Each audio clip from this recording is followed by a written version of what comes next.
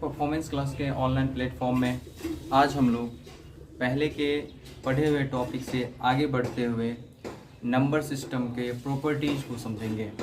जैसा कि आप स्क्रीन पे देख रहे हैं, स्क्रीन पे आपको दिख रहा है नंबर सिस्टम प्रॉपर्टी बेस्ड, यानी आज हम लोग नंबर सिस्टम में प्रॉपर्टी जो आते हैं उसको समझेंगे। विभिन्न प्रॉपर्टीज़ हैं उसको समझेंगे, उसके बेसिस पे ये समझेंगे कि कैसे उसकी बेसिस पे चेक किया जाए होल नंबर के लिए, नेचुरल नंबर के लिए, इंटीजर्स के लिए, रेशनल नंबर के लिए। यानी इन चारों प्रॉपर्टी के बेस पे आप चारों जो आपके नंबर्स हैं, नेचुरल और इंटीजर्स और रेशनल नंबर, सबको वेरीफाई कर सकते हैं कि किस में वो प्रॉपर्टी हिल हो रहा है, किस में वेरीफाइड है, किस में नहीं है।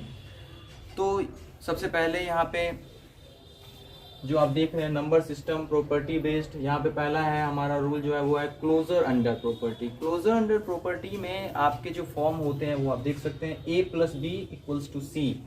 कहने का मतलब है a plus B equals to C का यहाँ पे मतलब ये है कि किसी भी दो नंबर, चाहे अगर वो नेचुरल नंबर हो या होल नंबर हो, किसी भी दो नंबर का जब आप सम लीजिएगा तो हमेशा, यानी दो नेचुरल नंबर का अगर आप सम लेते हैं तो जो रिजल्ट आएगा वो भी आपका एक नेचुरल नंबर ही होगा। दो इंटीजर्स का अगर सम लीजिएगा तो दोनों इंटीजर्स का सम भी होगा जो वो भी एक इंटीजर ही होगा। तो इसको एग्जांपल के बेसिस पे अगर हम समझ लीजिए, सबसे पहले हम नेचुरल नंबर के लिए समझते हैं। सबसे पहले अगर हम नेचुरल नंबर के लिए समझते हैं तो आप देखिए, जब आप LHS में यहाँ देखिए a और b, तो फॉर्म आपका है a plus B equals to C. ये वेरीफाई करने के लिए हमको है। तो देखिए a की जगह पे अगर आप मान लीजिए 2 रखते हैं, b की जगह पे आप 3 रखते हैं, तो 2 प्लस 3 आपका ये हो जाता है 5। और आपको RHS में यानी C जो है वो भी एक नेचुरल नंबर होना चाहिए, तो 5 एक नेचुरल नंबर है ही। तो कहने का मेरा मतलब यहाँ पे ये है कि जो भी आप नंबर लेंगे एग्जाम्पल के बेसिस पे, तो दो नंबर को जब भी जोड़िएगा, दो नेचुरल नंबर को या होल नंबर को, तो वो जो नंबर आएगा, जो आपका रिजल्ट आएगा, जो सम आएगा, वो भी एक नेचुरल नंबर ही होगा। इसी चीज़ को आप अगर इंटीजर्स के लिए समझें, इसी चीज़ को अगर आप इंटीजर्स के लिए समझें तो मान लीजिए यहाँ पे हम ले लिए b इक्वल्स टू मान लेते हैं -3 और a इक्वल्स टू मान लिए हम 5। तो इस कंडीशन में जब हम आते हैं a प्लस b करते हैं तो 5 प्लस -3, तो यहाँ आप देखिए 5 -3 इक्वल्स टू 2, जो कि एक इंटीजर है। तो इससे ये वेरीफाइड होता है कि क्लोजर अंडर प्रॉपर्टी जो है एडिशन के फॉर्म में prime natural number, whole number, integers और रेशनल नंबर चारों के लिए वेरीफाइड हैं। इसके बाद हम इसमें चलते हैं। हमारा अगला जो रूल है वो हमारा है कम्यूटेटिव लॉ जो है, इसके फॉर्म होते हैं कि जब किसी भी दो नंबर से मतलब है अगर रेशनल हो, इंटीजर्स हो, नेचुरल हो, होल हो, किसी भी दो नंबर को, यानी किसी भी दो नेचुरल नंबर को जब आप ऐड कीजिएगा तो उसके जब ऑर्डर को आप चेंज करके ऐड कीजिएगा। फर्स्ट ऑर्डर यानी a प्लस बी, और सेकेंड पार्ट में जब आप b प्लस ए कीजिएगा, दोनों कंडीशन में जो आपके वैल्यू होते हैं वो सेम आते हैं। तो इस चीज़ के लिए फॉर्म यहाँ पे देख सकते हैं, कम्यूटेटिव का फॉर्म है a plus B equals to b plus A. कहने का मेरा मतलब ये है कि अगर हम a का मान 4 रखते हैं और b का मान 3 रखते हैं तो LHS में आप देख सकते हैं कि 4 जोड़ 3 आपके 7 होते हैं। उसी तरह से RHS पे जब आप आते हैं तो यहाँ पे b प्लस ए, यानी आपका 3 जोड़ 4, ये भी आपका क्या होता है, 7 होता है। तो यहाँ पे एक चीज़ सामने आ रहा है कि क्लोजर अंडर प्रॉपर्टी के बाद जो है कम्यूटेटिव प्रॉपर्टी है, उसमें एडिशन के लिए अभी बात यहाँ पे हो रही है एडिशन के लिए। आप देख सकते हैं यहाँ भी प्लस का साइन, यहाँ भी प्लस का साइन यूज किया है, यहाँ भी प्लस का साइन यूज किया है, यहाँ भी। ये जो ओवर एडिशन के लिए ये रूल चल रहा है। तो कहने का मतलब है कि ओवर एडिशन में जो आपके कम्यूटेटिव लॉ हैं वो नेचुरल नंबर के लिए, होल नंबर के लिए, इंटीजर्स के लिए और रेशनल नंबर के लिए वेरीफाइड माने जाते हैं। इसके बाद हम चलेंगे, हमारा जो थर्ड टॉपिक है, यहाँ पे जो हमारा थर्ड है वो है हमारा distributive property, multiplication over addition. फिर से ध्यान दीजिएगा, मल्टीप्लिकेशन ओवर एडिशन की बात हो रही है। जब मल्टीप्लिकेशन ओवर सब्ट्रैक्शन की बात होगी तो वहाँ पे फिर अलग कंडीशन होगा। तो सबसे पहले मल्टीप्लिकेशन ओवर एडिशन के लिए हम यहाँ पे समझते हैं। तो आप जैसे कि यहाँ पे फॉर्म देख रहे हैं डिस्ट्रीब्यूटिव का, a इंटू ब्रैकेट ओपन है b प्लस सी, और फिर a को डिस्ट्रीब्यूट कर दिए दोनों के लिए, तो a इंटू बी और फिर प्लस का साइन है, प्लस का साइन दिए, फिर a इंटू सी यहाँ पे लिख दिए। अब इसको हम एग्जाम्पल बेस समझते हैं। सपोज कर लीजिए यहाँ पे हम इंटीजर्स के लिए समझते हैं, इंटीजर्स पे इसको वेरीफाई करने का सोच रहे हैं, तो a इक्वल्स टू हम रख लिए 3, b इक्वल्स टू रख लिए -2 और c इक्वल्स टू रख लिए मान लेते हैं 1। ABC हम ले लिए। अब हम LHS लेते हैं। LHS में आप देख सकते हैं, जैसे LHS में आपके पास है a, तो a की जगह पे आप 3 रख लीजिए, इंटू का साइन है, इंटू का साइन दे दीजिए, ब्रैकेट ओपन। अब चूंकि b पहले से माइनस में दिया है, तो यहाँ पे हम स्मॉल ब्रैकेट का यूज फर्स्ट टाइम नहीं करेंगे। हम सबसे पहले क्या करेंगे, कर्ली ब्रैकेट का यूज करेंगे। इसके साथ फिर आप रख लीजिए b आपका क्या है, तो -2 है आपका, और फिर यहाँ पे आपका +1 है। इस तरह से जब यहाँ पे सॉल्व होगा 3 इंटू ये आपका हो गया -2 + 1, और आपका यहाँ पे हो गया 3 इंटू -2 और 1 आपका -1 हो गया, और आपके ये रिजल्ट हो गए -3। आपके रिजल्ट हो गए -3। सेकेंड स्टेप में जब हम लोग RHS में आते हैं, तो देखिए आपका a इंटू बी है, तो a के लिए आपका 3 है, यानी 3 इंटू बी की जगह पे आपका -2, फिर प्लस का साइन है, फिर आपका फिर वापस a है, a में 3 है मेरा वैल्यू, और c में मेरा वैल्यू है 1। इस तरह से ये मेरा हो गया -6 और ये हो गया मेरा 3, तो यहाँ आ गया आपका -3। देख सकते हैं आप, LHS के लिए भी -3 आया और RHS के लिए भी -3 है।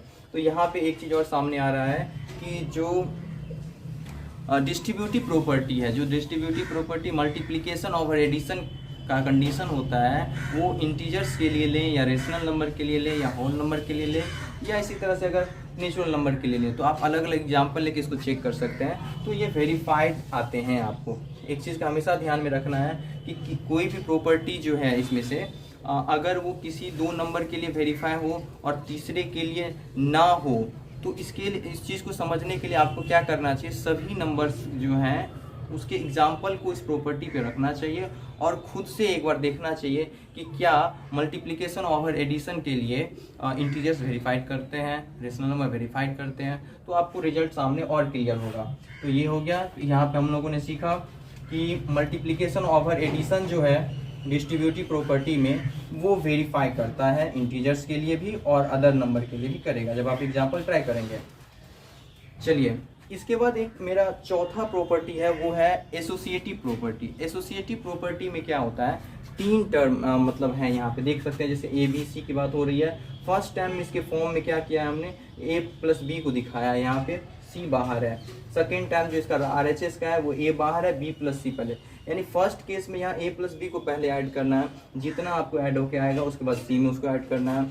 सेकेंड जो आपका RHS है उसमें पहले बी प्लस सी को ऐड करना है आपको, फिर उसमें जितना आएगा उसको फिर ए के साथ ऐड करना है। इसके भी एग्जाम्पल को देखते हैं। तो आप a बराबर 2 मान लीजिए, b इक्वल्स टू 3 है आपका, c इक्वल्स टू 4 है। तो जब LHS पे आप आइएगा, तो देखिए 2 + 3 + 4 यानी 5 + 4 इक्वल्स टू आपके हो गए 9। और जब इसी को RHS में रिप्रेजेंट कीजिएगा तो आपका हो जाएगा 2 + 3 + 4 यानी ये हो गए 2 + 7, ये भी आपके हो गए 9। तो कहने का मेरा मतलब यहाँ पे ये है कि जो प्रॉपर्टी है, नंबर्स के जो प्रॉपर्टी हैं, चाहे वो क्लोजर अंडर प्रॉपर्टी हो, चाहे वो आपकी कम्यूटेटिव प्रॉपर्टी हो, चाहे वो आपके एसोसिएटिव प्रॉपर्टी हो, चाहे आपको वो डिस्ट्रीब्यूटिव प्रॉपर्टी हो, ये सभी प्रॉपर्टीज़ जो हैं वो एडिशन के लिए वेरीफाइड है। नेचुरल नंबर में, होल नंबर में, इंटीजर्स में, रेशनल नंबर में वेरीफाइड है। अब इसके बाद आता है क्या ये सब्ट्रैक्शन के फॉर्म में भी होता है, तो सब्ट्रैक्शन के फॉर्म में होता है कि नहीं, इसको फिर आपको चेक करना पड़ेगा। तो देखिए कॉमन सी बात है यहाँ पे, ये जहाँ हमने प्लस का साइन रखा है फर्स्ट में, जैसे क्लोजर में मैंने यहाँ पे प्लस का साइन रखा है, तो हम यहाँ पे क्या कर लेते हैं, इसको माइनस के साइन में आ जाते हैं। हम यहाँ पे क्या करते हैं, इसको माइनस के साइन में लेते हैं। तो ये मेरे जो है ये सब्ट्रैक्शन को आप करेगा। तो इसको जो है अब हम लोग आगे बढ़ेंगे, अगर आगे के टॉपिक में इसमें जाए तो सब्ट्रैक्शन में आप देख सकते हैं। अब अगर हम इसको चेंज करते हैं, जैसे पहले एडिशन पे हम लोगों ने देखा था, तो एडिशन में हम लोगों ने देखा तो सभी रूल्स जो है वेरीफाई कर रहे थे। अब हम लोग यहाँ पे क्या करेंगे, सब्ट्रैक्शन को वेरीफाई करने का कोशिश करेंगे। देखते हैं कि उसमें चेक करते हैं कि क्या वेरीफाइड होते हैं या नहीं।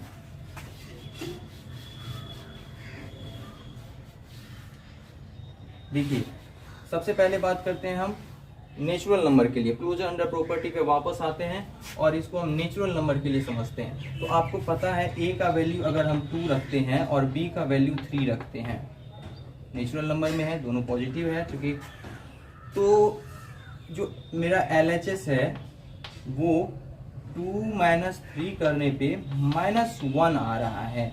और आपको पता है कि नेचुरल नंबर नेगेटिव फॉर्म में नहीं होते हैं, नेचुरल नंबर तो ऑलवेज पॉजिटिव होते हैं, काउंटिंग नंबर्स होते हैं वो। तो कहने का यहाँ पे मतलब है कि एडिशन के लिए closure under property for natural number verified है, फॉर होल नंबर भी वेरीफाइड है, फॉर इंटीजर्स भी वेरीफाइड है, फॉर रेशनल नंबर भी वेरीफाइड है।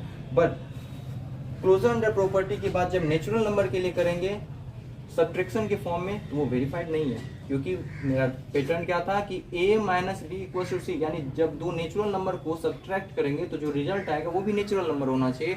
बट यहाँ पे ऐसी कंडीशन नहीं हो रही, यहाँ पे हम एग्जांपल देख रहे हैं। हाँ, अब अगर आप कहिएगा a = 5 और b = 2 तो वहाँ पे 3 आ रहा है। तो कहने का मतलब एक एग्जाम्पल वेरीफाई कर रहा है और एक एग्जाम्पल वेरीफाई नहीं कर रहा है, तो इसको नॉट वेरीफाई में समझा जाएगा। तो आपका क्लोजर अंडर प्रॉपर्टी जो है वो नॉट वेरीफाइड हुआ सब्ट्रैक्शन के फॉर्म में। अब हम बात करते हैं कम्यूटेटिव प्रॉपर्टी। तो कम्यूटेटिव प्रॉपर्टी जो है ये था आपका एडिशन के फॉर्म में, जो कि वेरीफाइड था। अब हम इसको यहाँ पे क्या कर रहे हैं, सब्ट्रैक्शन के फॉर्म में लेके चले जा रहे हैं, सब्ट्रैक्शन के फॉर्म में। तो LHS जब आप लीजिएगा तो सपोज कर लीजिए अभी हम यहाँ पे होल नंबर के लिए सीख रहे हैं, तो a = हमने 0 रखा, b = हमने 5 रखा। तो LHS पे जब आप आते हैं तो 0 - 5 जो कि आपका -5 बनाता है, और जब आप RHS पे आते हैं तो आपका 5 - 0 जो कि 5 बनाता है। तो -5 और 5 कभी इक्वल नहीं हो सकते। तो यहाँ पे एक चीज़ और सामने ये आ रहा है कि जो आपके कम्यूटेटिव प्रॉपर्टी हैं सब्ट्रैक्शन के फॉर्म में, वो होल नंबर के लिए वेरीफाई नहीं हो रहे हैं, नेचुरल नंबर के लिए भी वेरीफाई नहीं हो रहे हैं। लेकिन जब बात करेंगे इंटीजर्स के लिए, तो इंटीजर्स के लिए तो फिर यहाँ पे हमको चेक करना पड़ेगा। एक एग्जांपल हम इंटीजर्स पे इस पे देखते हैं कि क्या इंटीजर्स पे ये वेरीफाई हो रहे हैं कि नहीं।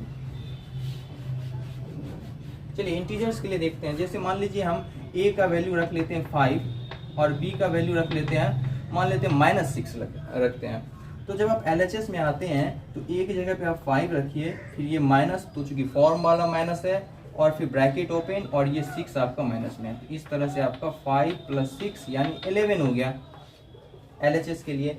RHS के लिए जब आते हो तो b - 6 है, तो b पहले से आपका RHS में b पहले से आपका -6 है, और माइनस और a है आपका 5। तो यहाँ आप देखते हैं ये -11 हो गया। तो कभी भी 11 - 11 के इक्वल नहीं होगा।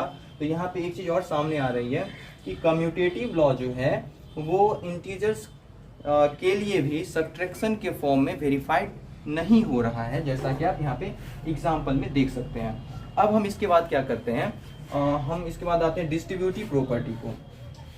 डिस्ट्रीब्यूटिव प्रॉपर्टी पे जब आप आते हैं तो डिस्ट्रीब्यूटिव प्रॉपर्टी में आप देखिए ये जो रूल था ये कह रहा था मल्टीप्लिकेशन ओवर एडिशन। अब जो रूल बन रहा है वो हमारा हो जाएगा मल्टीप्लिकेशन ओवर सब्ट्रैक्शन। तो मल्टीप्लिकेशन ओवर सब्ट्रैक्शन की बात हो रही है, इसीलिए यहाँ पे माइनस का साइन आ जाएगा, और इसीलिए ये जो फॉर्म है मेरा यहाँ भी माइनस का साइन आ जाएगा। ठीक है। अब एक एग्जांपल इस पे रख के चेक करते हैं।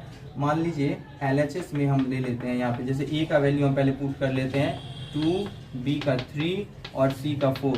क्योंकि सभी पॉजिटिव लिए हैं तो या तो नेचुरल नंबर मान लिए या होल नंबर के मान, इंटीजर्स भी मान सकते हैं। तो फिलहाल हम बेसिक चीज़ नेचुरल नंबर पे इसको वेरीफाई करने का प्रयास कर रहे हैं। तो जब a का वैल्यू आप रखते हैं 2, इंटू b की जगह पे आपको रखना है 3 और c की जगह पे आपको रखना है -4। तो आप देखिए ये 2 × -1 यानी रिजल्ट आपका आ गया -2।